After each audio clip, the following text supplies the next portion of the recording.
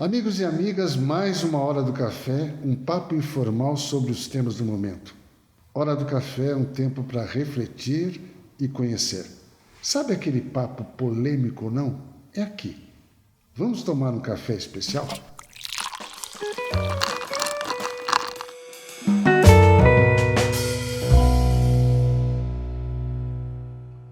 Hoje, com a presença do meu amigo, meu mestre, aquela pessoa que eu tenho um conhecimento muito bom, que é o Alexandre Weiler. Weiler, pode me chamar do jeito que quiser. Que é o consultor de carreira e negócios. Mas como é o nosso bate-papo informal, Hora do Café é sempre informal, eu vou deixar com você também fale um pouquinho de você, tá? Para a gente falar sobre o nosso tema, que é o impacto da tecnologia no mundo corporativo. Professor Armando, eu só posso dizer que é uma honra poder estar aqui, né? Um sonho já de longa data poder estar aqui. Eu acompanho o seu trabalho e é um trabalho muito relevante feito aqui na Hora do Café. E que bom que deu certo da gente poder sentar e conversar. Você me chamou de amigo e de mestre e eu devo dizer que o professor Armando é um grande amigo, mas ele é o meu guru, né? Eu tenho uma admiração enorme por ele. Nós já fizemos vários trabalhos em conjunto, desde formação executiva em grandes empresas e sempre com excelentes resultados, justamente porque a gente se identifica, né? Justamente naquela questão de que realmente nós precisamos desenvolver habilidades e competências nas pessoas que estão diante de nós para que elas se tornem a melhor versão delas mesmas, né? E se realizem enquanto profissionais 360. Eu sou consultor de negócios e carreira, né? Estou diretor acadêmico de negócios da ESIC Internacional, essa escola de negócios que está aqui atrás da gente, né? Está com presente em todos esses locais que tem essas bandeiras que estão aqui, né?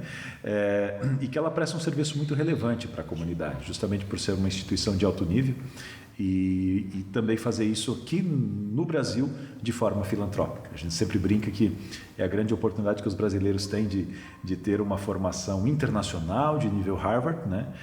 Falando português e pagando em real, o famoso BBB, bom, bonito e barato, né? Então, poder fazer parte desse projeto e você também colabora conosco aqui na ESIC Internacional é uma coisa que é fabulosa.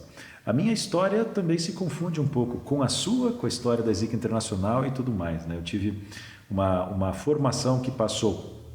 Primeiramente, a minha graduação foi na área de filosofia, né? Quem diria, né? Justamente porque na época eu não tinha uma clareza muito grande de qual era o direcionamento para a minha carreira que eu deveria seguir. Então, meu conselheiro vocacional na época disse que eu deveria fazer uma faculdade que fosse a base de todas as ciências. Lê do engano, né? No terceiro dia de aula eu queria desistir. Mas tudo nessa vida que eu começo, eu tendo a finalizar. Tanto que eu estudava de manhã e à tarde e terminei em 2 anos e meio, né, para não seguir em frente. Logo na sequência, migrei para a área de tecnologia, né, porque lá na filosofia eu conhecia a filosofia da linguagem, que é a lógica matemática, que é a base. E abri empresas nessa área. Hoje, uma das minhas empresas é fornecedora da Vale, né, e uma outra presta consultoria para empresas na área de inovação tecnológica, entre outras coisas mais. E aí depois na área eu descobri que eu falava de bits e bytes e as empresas falavam de ROI, de payback, de market share e de outros nomes que existem no mercado aí. E aí eu enveredei também para a área de gestão de negócios e marketing. Foi aí que eu conheci a ESIC Internacional também, que é a referência nessa área. Depois alguns mestrados na área de administração pura, mais alguns doutorado também nessa área. E recentemente aí eu não parei, né? Agora durante a pandemia, eu sempre falo que é importante nessa vida a gente consumir o remédio que a gente receita para os outros, né? Então, eu também aproveitei para continuar a minha formação. Fiz um programa avançado de Corporate Education na Chicago University de inteligência artificial aplicado à liderança e à tomada de decisão, né? Uma coisa lá de hard e soft skill, né? Porque eu queria entender como é que esse universo se tocava mais fortemente. Eu já vivia esse universo bastante, mas queria entender como esses lados se tocavam. E aí também várias empresas pedindo, né, para ser conselheiro administrativo delas, fazer parte do conselho. Eu sempre sou partidário dessa história de não ser um aventureiro, né, de tratar com seriedade quem confia na gente. Eu sei que você também faz isso, professor Armando. Aliás, essa é uma das coisas também que eu aprendi com você, né? Então não podemos ser aventureiros, precisamos tratar com seriedade. Assim como o Pequeno Príncipe, uma das lições é que você se torna eternamente responsável por aquilo que cativas, dentro do mercado corporativo, do mundo empresarial, você se torna também eternamente responsável por aquelas pessoas físicas e jurídicas que confiam em você, justamente a sua mentoria, o seu aconselhamento e tudo mais. Então, fiz um programa avançado aí também de formação de conselheiros e certificação de conselheiro administrativo. Então, é uma formação aí ao longo do tempo bastante eclética e eu me orgulho dela não pelo conjunto de títulos, porque os títulos eles não são relevantes, mas sim pelas oportunidades de crescimento que eu tive, né? Junto com todas as pessoas que fizeram parte desses momentos formais de desenvolvimento, né? E saí deles também sempre com esse escopo de que tentei dar o meu melhor para que eles também crescessem tanto que eu consegui crescer com eles. E essa talvez seja a tônica até da nossa conversa de hoje. Conversa de hoje, exatamente. Para onde vamos, né? Para onde vamos? É interessante notar, Alexandre, que nós temos uma situação que é uma reclamação de uma parte dos nossos grupos, da nossa sociedade, dizendo o seguinte, que nós evoluímos muito na tecnologia.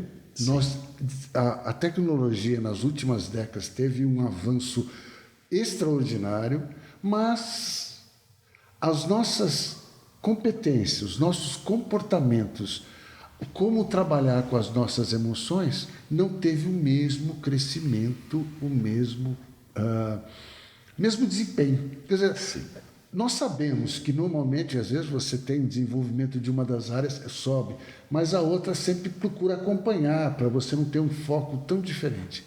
Agora, como o nosso estudo é a tecnologia, e eu também trabalho com isso um pouco, mas eu tenho que tenho que chegar para os meus alunos, para os meus amigos, para as empresas que eu dou consultoria e dizer, não desgrudem também do comportamento.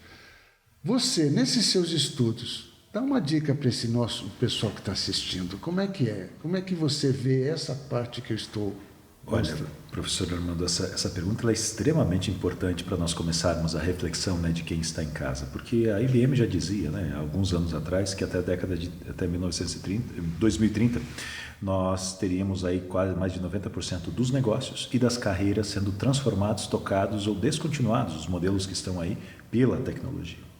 Se antes o conhecimento da humanidade dobrava em milênios, depois em séculos após a Revolução Industrial, hoje nós estamos dobrando o conhecimento da humanidade em décadas, né? E em algumas áreas, inclusive, a cada 2, 3 anos, né? E isso está acontecendo a uma velocidade vertiginosa. E a tecnologia tem nos permitido isso.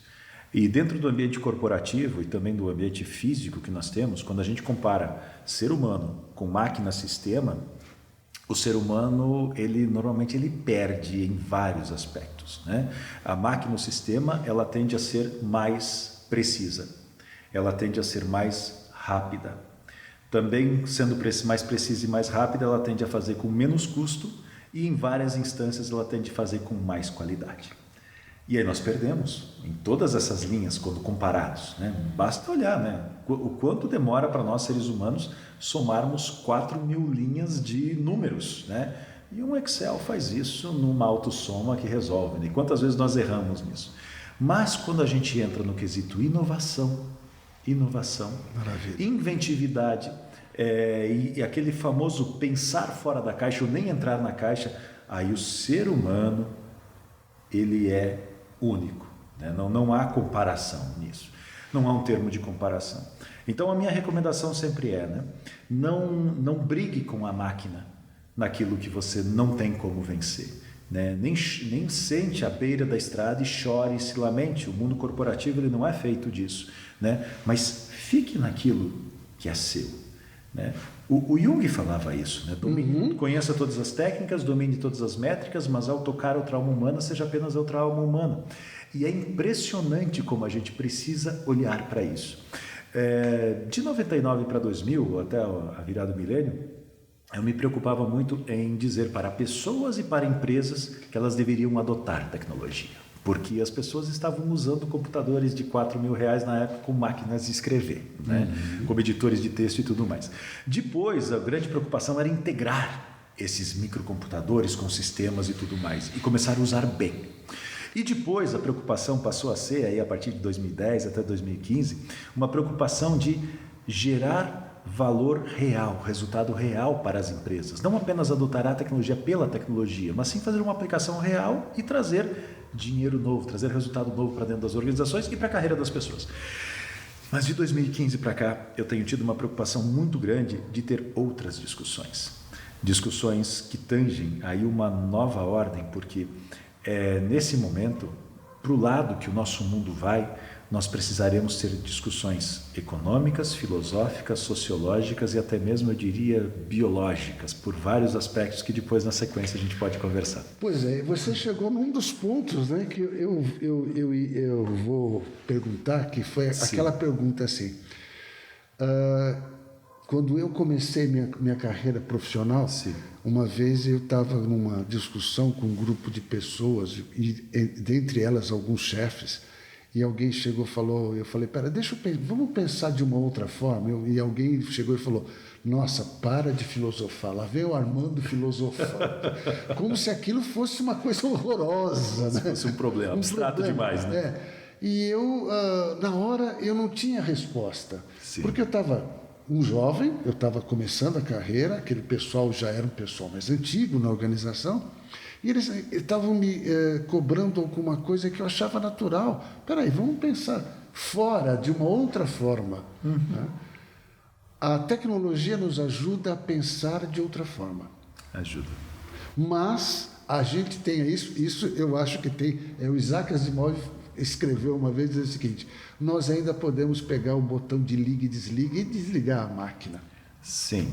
Tá? Mas as consequências desse processo são inexplicáveis, porque nós estamos hoje, né, numa dependência muito grande dessas coisas e não estamos aproveitando o nosso tempo livre para a famosa coisa. Você acha que isso vai mudar em alguma coisa? Ou como é que você vê, como consultor, você vai estar entrando nas organizações? Bom, dizem que o mundo, né, o mundo do trabalho e o mundo como um todo, ele é dividido em 3 tipos de pessoas, né? As que fazem acontecer, as que olham acontecer, as que perguntam o que foi mesmo que aconteceu. Né? Exatamente. Então, eu acredito que nós temos uma grande parcela da população hoje que infelizmente está nos níveis 2 e 3, né? Olham acontecer e perguntam o que aconteceu. E eu diria assim que nós, urgentemente, enquanto seres humanos, precisamos vir para a posição 1, que é aquela que faz acontecer, aquela que tem protagonismo. Uhum. Porque hoje, por exemplo, nós temos conosco aquele retângulo que a gente chama de smartphone, celular, né? Que é 100 vezes mais potente do que o primeiro computador que levou o homem à Lua, e tem um poder de processamento gigantesco e te dá acesso a quase todo o conhecimento disponível da humanidade em N versões, né? Quem está em casa, quem tem mais de 30 anos, lembra, né? Como foi que nós nos alfabetizamos, como foi que nós conhecemos as pirâmides do Egito? Por uma fotinha preto e branco num livro de história. Hoje em dia, poxa vida, eu consigo pelo Street View, eu consigo entrar, eu consigo ver o vídeo do arqueólogo, eu consigo conversar com um egípcio que mora ao lado das pirâmides hoje. Eu tenho a visão panorâmica, são N opções que tem. E, no entanto, as pessoas às vezes preferem investir o seu tempo fazendo dancinhas, curtindo foto de gatinho, fazendo outras coisas mais. Não é uma crítica dizer que não podemos fazer isso, mas o problema é o excesso disso. É o excesso. E em todo momento em que isso começa a acontecer, nós nos estamos tornando controlados e vítimas da tecnologia e não controladores da tecnologia. E aí, às vezes, a gente tem a ilusão de que nós mandamos no nosso smartphone, mas é ele que manda em nós, né? E quem assiste aí aqueles documentários como Privacidade Hackeada, Dilema das Redes, onde você vê os CEOs daquelas grandes organizações e corporações contando o que eles fizeram e fazem, e contando que, inclusive, eles mesmos, às vezes, são vítimas das próprias criações. Eu lembro muito bem de um CEO, um dos diretores do Instagram, ele contando que ele foi o criador da timeline infinita, aquela que você não para de subir. E ele falou que houve um momento onde ele se pegou depois de 3 horas sem parar, como o hamster correndo na mesma rodinha. Claro, quando você olha, todas essas ferramentas, elas usam as mesmas técnicas que os caça-níqueis usam para aprender a atenção. Até porque a atenção, ela é o novo petróleo, ela é o novo ouro. Quanto mais tempo de atenção nós damos ao smartphone, mais horas de atenção eles têm para revender, que é o que efetivamente os monetiza. Então, eles estão fazendo o papel deles. Mas, claro, poderíamos até questionar se deveria existir limites para isso ou não, se deveria existir uma consciência ética, moral por trás desse processo, até por parte deles, né? Não colocando apenas isso para nós. E claro, considerando ainda que as mentes mais jovens são presas fáceis para esse tipo de processo por não ter o mesmo nível de maturidade, autoconsciência e outras coisas mais. Mas nós precisamos quebrar esse paradigma. Nós precisamos quebrar esse paradigma. E quando a gente olha para o metaverso ainda, que o grande objetivo dele não é mais apenas até roubar a nossa visão periférica, porque hoje quando você coloca o smartphone na sua frente, você ainda tem visão periférica. Mas a ideia agora é colocar você com imersão absoluta nos seus principais sentidos, ou da audição e o da visão, onde eles passam a ter a sua atenção em tempo integral com imersão absoluta para revender para o mercado de publicidade. Tanto que já dentro do próprio metaverso já tem empresas que já compraram, já estão lá dentro, né? Sim. Porque uma das coisas que às vezes as pessoas não pensam é que eu vou para o metaverso, eu vou fazer um monte de coisas que eu não faço no mundo real, sim, mas isso vai ter um custo também. Isso vai ter que pagar. Tem um custo de energia, tem um custo de desenvolvimento, tem uma série de coisas aí. E também, se a gente for pensar no custo biológico, né? O sedentarismo, quanto menos você vai sintetizar de vitamina D, como que será esse processo todo, né? Então, tem toda uma discussão aí que pode entrar na área do metaverso. Mas, assim, o recado principal é: precisamos assumir as rédeas deste processo.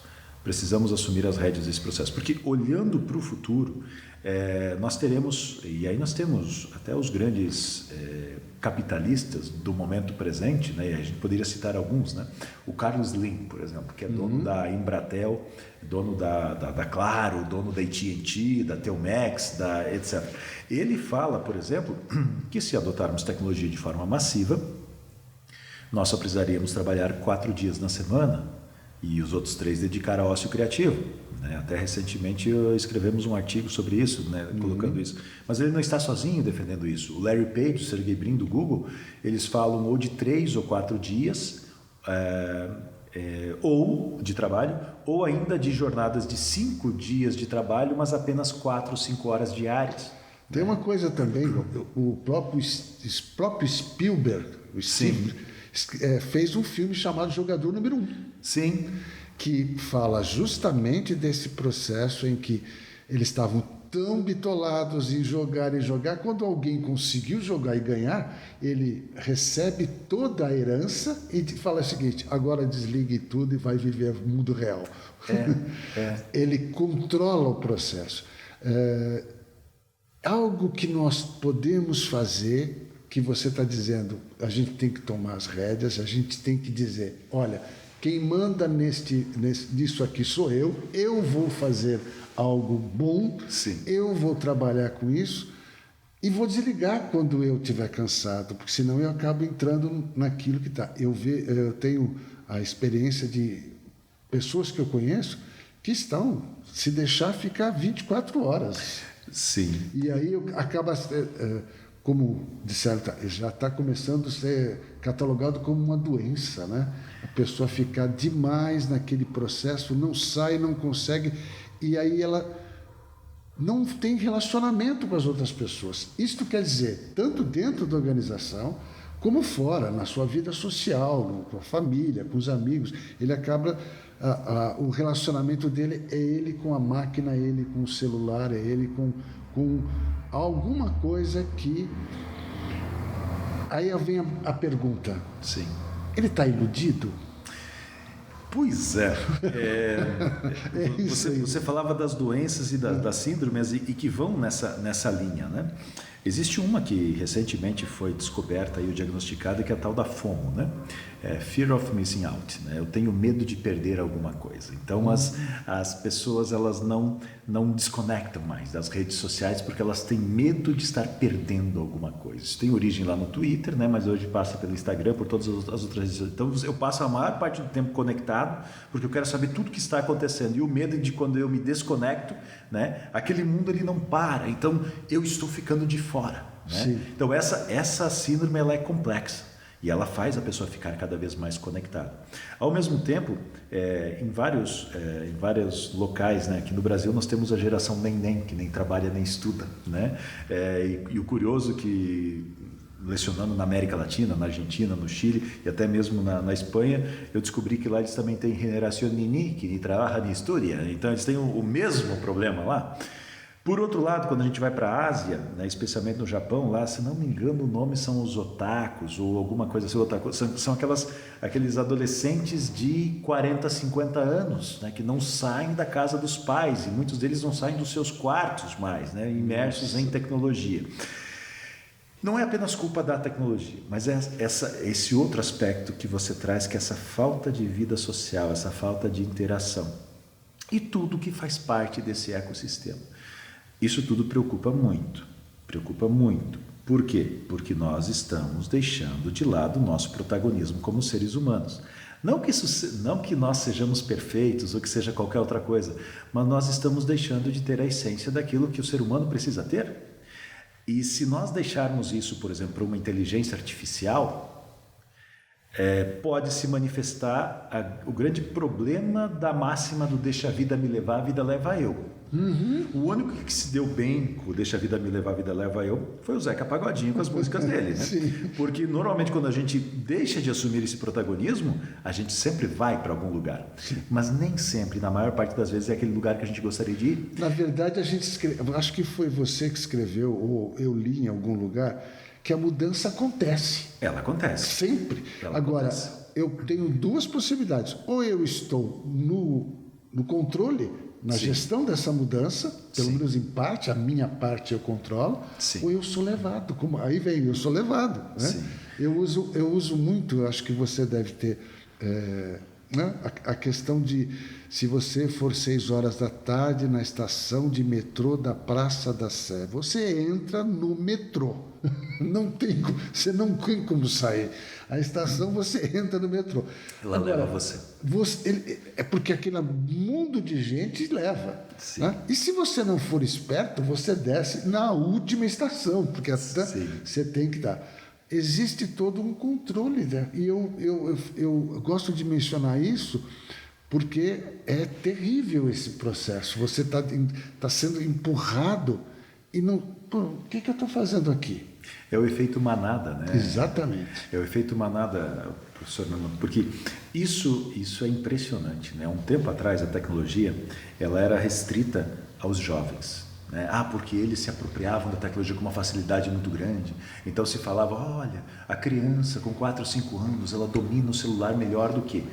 Porém, com o advento do mobile hoje, quem que é o membro mais ativo do grupo do WhatsApp da família? São as pessoas com 60, 70 anos de idade, com seus perfis nas redes sociais, comprando efusivamente nos e-commerces, etc. E isso está acontecendo então, tomou conta do mercado. Né? Há 15 anos atrás, o IBGE dizia até o final do ano, em cada 50 mil casas, uma terá acesso à internet. No momento estamos com mais de 230 milhões de habitantes e mais de 300 milhões de linhas de celulares habilitadas no Brasil.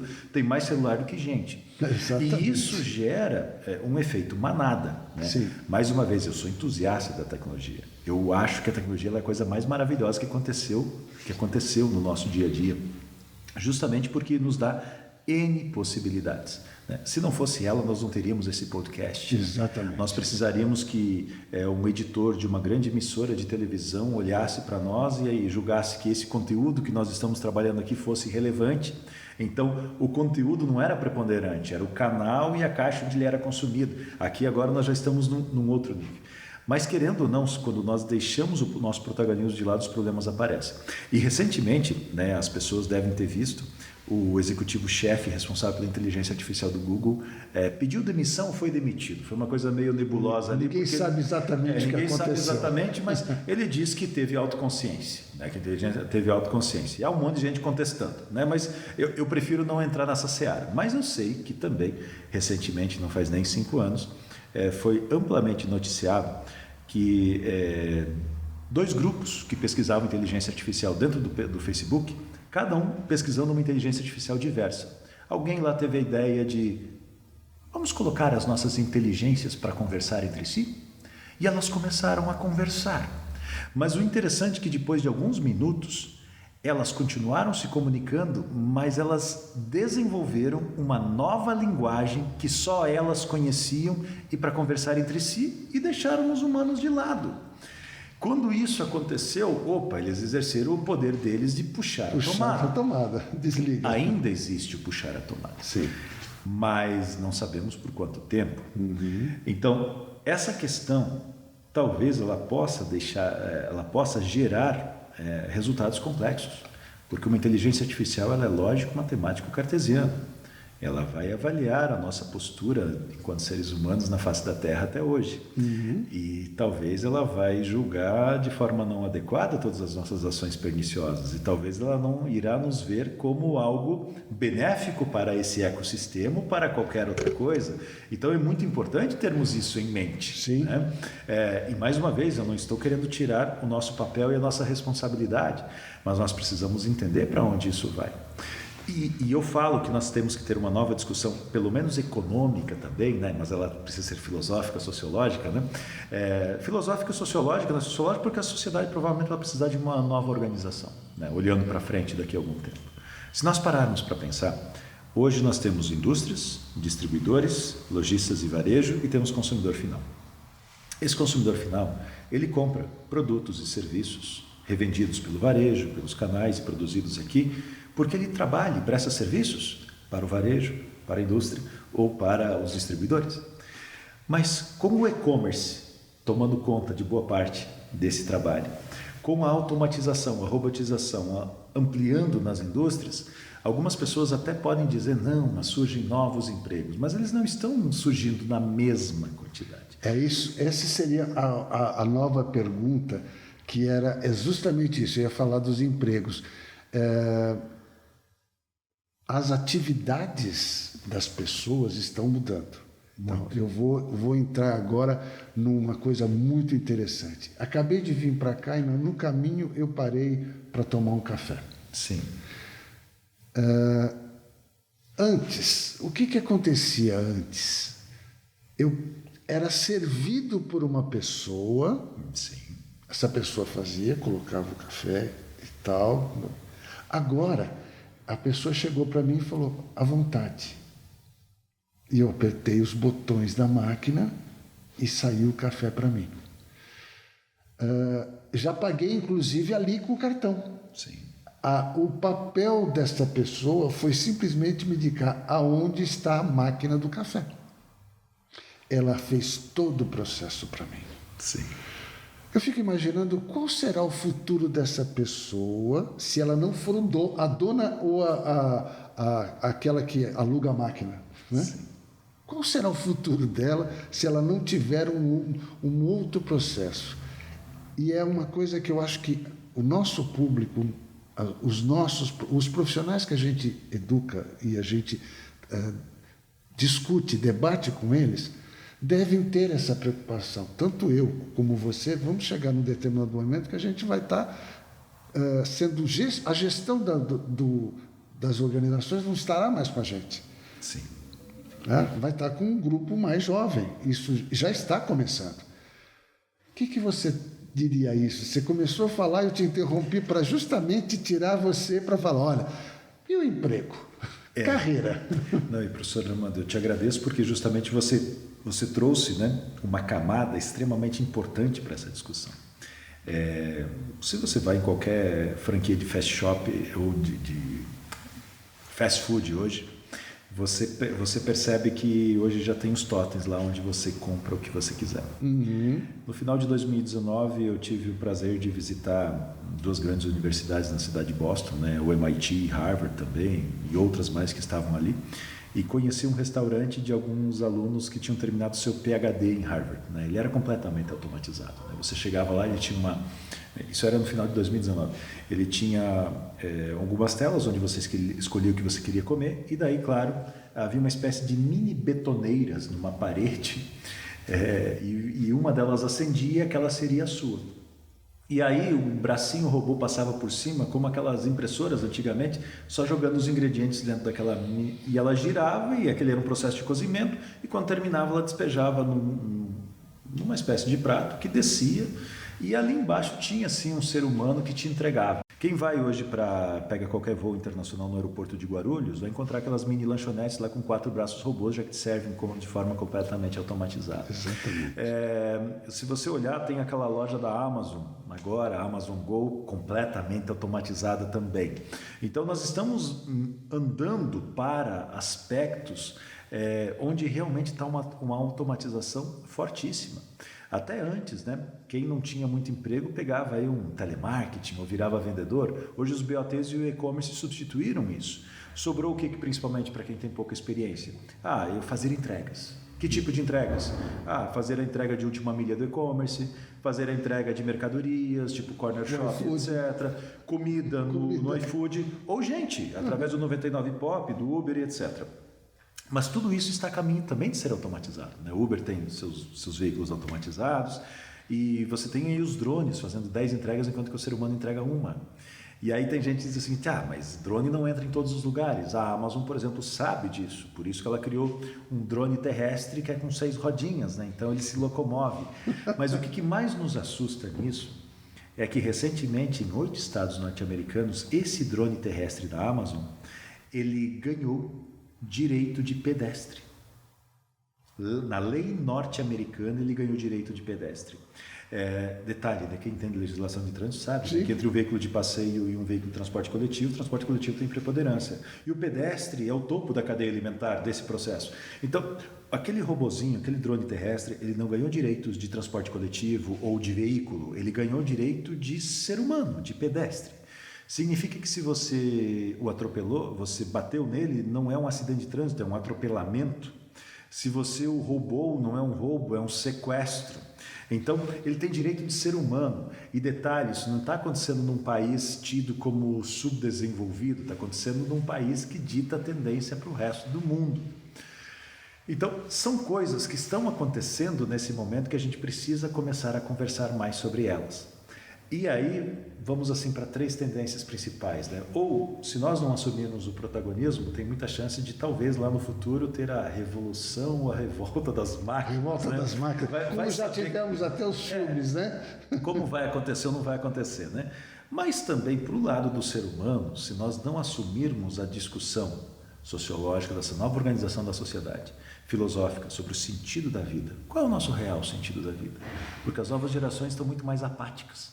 E a gente já drenadas de felicidade, e a gente já pode conversar sobre isso na sequência também, mas é um pouco fruto dessa intensa disponibilidade de tudo e da falta de desafio real para a vida.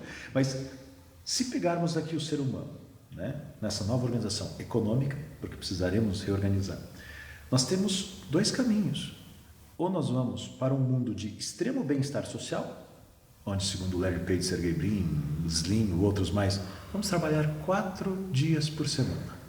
Fazer uso intensivo de tecnologia para tudo que é repetitivo, manual e braçal.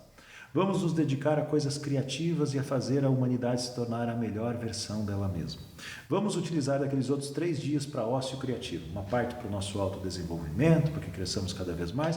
Uma outra parte para ter mais saúde mental, emocional, psicológica ou até mesmo espiritual, né? Já pensou que maravilha? Eu estou quase que descrevendo o paraíso na Terra, né? Sim. Mas esse é um caminho, estado de bem-estar social para todos nós. É possível? Sim. Ou nós podemos ir para um mundo onde o ser humano, sim, ainda tem protagonismo, mas onde nós teremos uma super elite e o resto. Essa é a minha preocupação, e eu falo isso para o pessoal, que O que que é hoje? Você falou no começo do nosso bate-papo que hoje a moeda É o tempo. é o tempo. Se eu pego esse tempo e ponho conhecimento, alguma coisa do conhecimento, eu me torno extremamente poderoso. Sim. Se eu fico sabendo como modelar, como fazer com que a inteligência artificial colabore comigo, Sim. eu me torno um super-homem. Sim. Agora eu vou dizer para quem assiste as meninas ou super mulheres, né? Então o super-homem no sentido mais amplo, um super-humano. Um super ser humano. Um super ser humano. Eu fico só preocupado se a gente não está deixando isso passar. Se a gente não poderia pegar um grupo de pessoas e começar muito fortemente, e aí eu convido as pessoas que estão nos assistindo a começarem a refletir sobre esse processo Importante. e buscar alternativas. Quer dizer, do tipo assim, vou dar o meu exemplo, não sei se vai valer. Ao invés de eu ficar indo na academia, caminhando e olhando para uma tela de computador ou uma televisão, ou ficar com fone de ouvido e ficar numa esteira, eu vou caminhar na cidade, na rua, e olhar as coisas e descobrir como é boa a minha cidade, como o meu bairro é bonito, que coisas interessantes tem. E eu descobri um monte de coisa no meu bairro que eu não sabia que existia. Porque eu não estava conseguindo ficar andando numa esteira, Sim. olhando ou para a parede ou para uma televisão com programas que não querem dizer nada para mim, ou com um celular ligado ouvindo uma musiquinha. Eu quero ver gente, eu quero ver pessoas, e eu aprendi isso. Não sei se isso seria uma boa ideia. E como a gente tem mais ou menos um horário, que é no máximo 1 hora, e a gente sabe, eu já tenho um compromisso com você. Nós vamos continuar esse papo. Vamos ter prazer, a hora do café com o Alexandre 2, né? A segunda parte. Mas se você tivesse que dar uma dica final nesse nosso bate-papo, que foi muito bom e poderia ser mais longo, qual seria a dica que você daria para as pessoas? O que você diria? Olha, as minhas dicas, como estudioso no assunto que eu sei que você é, e eu sei que nós dois nos damos muito bem, porque é aquela coisa, pega alguma coisa e vamos estudar até o fim, vamos procurar toda a conceituação, toda a origem das coisas, para poder interpretar, e quando vamos transmitir isso para os nossos alunos, nas nossas consultorias, ou nos nossos relacionamentos, a gente saber ter, como diz o mineiro, ter substância, né? Sim, tem que substância. Qual seriam, então, essas dicas que você daria? Eu acredito que se resume numa frase, que não é minha, né? Mas depois a gente conversa um pouquinho rapidamente sobre o desdobramento dela. Ela não é minha, mas ela é de um grande homem de negócios extremamente atual chamado Aristóteles. Ele brincava que o segredo da vida é a virtude. E quem já esteve em meus treinamentos corporativos já me ouviu falar disso. E eu gosto de usá-lo porque gera uma ancoragem aí novamente. Mas ele falava que o segredo da vida é a virtude. E o que é a virtude? A virtude é um meio entre dois extremos. E esses extremos, um peca pelo excesso, o outro peca pela falta. É também aquilo que a nossa avó já dizia, que entre remédio e veneno, a substância é a mesma, o que muda é a dose. Então, a outra brincadeira que eu faço é que a nossa avó e o Aristóteles andavam na lei, né? Mas o que está por trás disso? Nem total tecnologia, nem total ser humano. Nós não temos a tecnologia como algo a ser demonizado, nem tampouco o ser humano como algo a ser beatificado, santificado, etc. Né? Cada um tem seus prós e seus contras. O ser humano ele é permeado pelas suas inconsistências. E a tecnologia ela é uma ferramenta, é algo que está aí para não necessariamente numa posição de servidão, né? Mas numa questão de mútua cooperação. O que a gente sabe é que, por exemplo, no universo corporativo, em questão de 4 ou 5 anos, seguramente, nas posições de gestão, os gestores estarão aí lado a lado com uma inteligência artificial tomando decisões. Sim. A única certeza que nós não temos se será um modelo Boeing ou um modelo Airbus, né? São as duas maiores fabricantes de aviões, mas com filosofias distintas. A Airbus tem a filosofia da preponderância da máquina, o Boeing tem a filosofia da preponderância do ser humano. Então, lá no avião, o piloto dá o comando, o computador de bordo discorda. No Boeing é o comando do piloto que é preponderante. Na Airbus é a máquina, né? Tanto que se você tentar dar uma guinada para a esquerda e o computador acredita que não é, o avião não vai, né? Não importa o comando que o ser humano dá. Então, o que a gente não tem certeza de quem será a preponderância. Mas nós precisamos sim ter discussões como estas que nós estamos tendo aqui, né? Pensar nessa nova ordem econômica, como isso pode crescer e como isso pode ser benéfico para todos nós.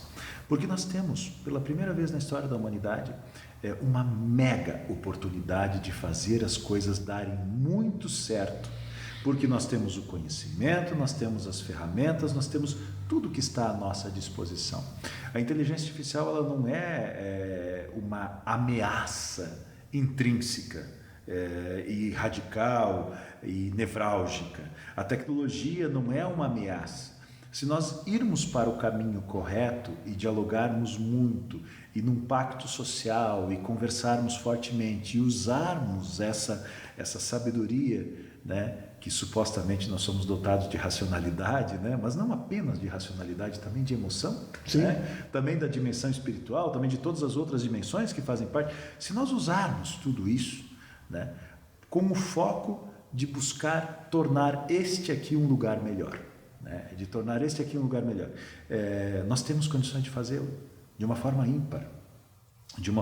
Até porque, pela primeira vez na história da humanidade, nós temos 5 gerações convivendo dentro do mercado de trabalho. E isso a gente pode conversar muito. Esse é um tema muito interessante, eu tenho estudado um pouco a respeito disso, que nós temos 5 gerações no mercado de trabalho e as novas gerações vão ficar muito mais tempo no mercado de trabalho do que as gerações, por exemplo, do meu pai, que se aposentou, e algumas gerações. A aposentadoria, pelo meu estudo, e é o que eu vou dizer para vocês, vou assustá-los. Algumas gerações não vão ter a questão da aposentadoria. Não. Vão continuar trabalhando até o fim da vida, né? Não nesse ritmo que muitas vezes a gente considera, não, eu vou trabalhar como um doido, mas vão ter uma atividade que complementa e enriquece a sua vida. Puxa, gente, eu gostaria de ter mais tempo, mas a gente está num processo bem interessante, tá? Alexandre, fica aqui o convite para numa próxima oportunidade a gente dar continuidade e quem sabe trazer mais uma pessoa para trabalhar. Porque o Nossa Hora do Café, o seu café é sempre adoçado com informação. Se o papo é bom, o café desce redondinho. Acompanhe Nossa Hora do Café, envie sugestões e compartilhe. Entre no nosso canal e põe aquele sinalzinho dizendo estou aqui, tá? E compartilhe com todo mundo. Quero também lembrar vocês que isso aqui está sendo a direção de vídeo e de imagem é da Nathalie, que é do 1987 Lab. Muito obrigado e até a próxima Hora do Café.